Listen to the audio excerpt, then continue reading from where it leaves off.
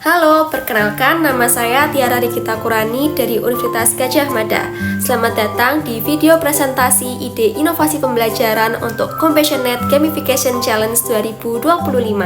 Hari ini saya akan memperkenalkan Spiral Empathy, yaitu permainan yang dirancang untuk menumbuhkan cinta kasih dan juga empati di kalangan siswa berdasarkan pengalaman belajar dan juga permainan yang reflektif dan juga inovatif.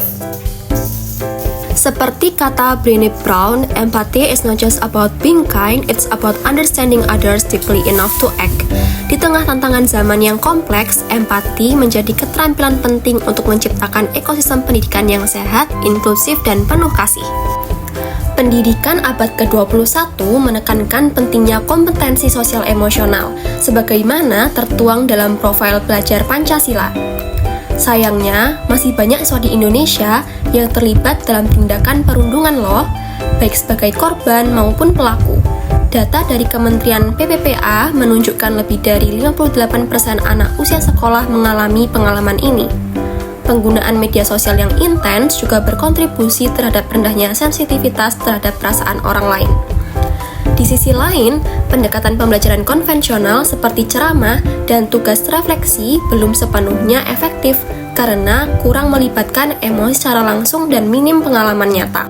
Untuk menjawab tantangan tersebut, saya memperkenalkan Spiral Empathy, permainan edukatif berbasis papan yang mengajak siswa menjelajahi pengalaman sosial dan emosi melalui skenario nyata.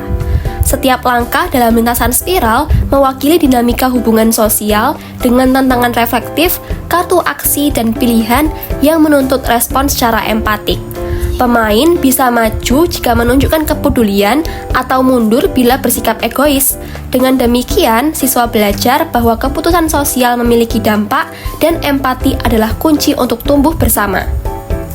Permainan ini ditunjukkan untuk anak usia 8 hingga 12 tahun sesuai dengan tahap operasional konkret menurut Piaget dan tahap industri versus inferioritas dalam teori Erikson, di mana anak belajar berkolaborasi dan membangun harga diri. Didesain untuk dimainkan dalam kelompok kecil 3-5 orang, Spiral Empathy juga menerapkan prinsip Zone of Maximal Development dari Vygotsky dengan interaksi sosial yang mendorong pembelajaran.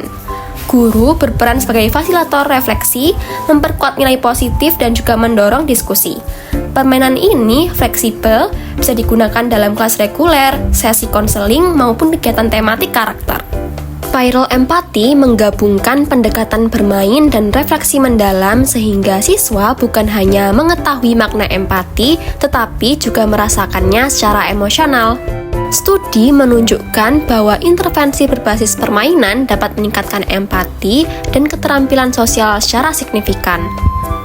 Dibanding pendekatan tradisional, Spiral Empathy menghadirkan konteks nyata, pilihan bermakna, dan interaksi antar peserta yang membentuk karakter secara alami.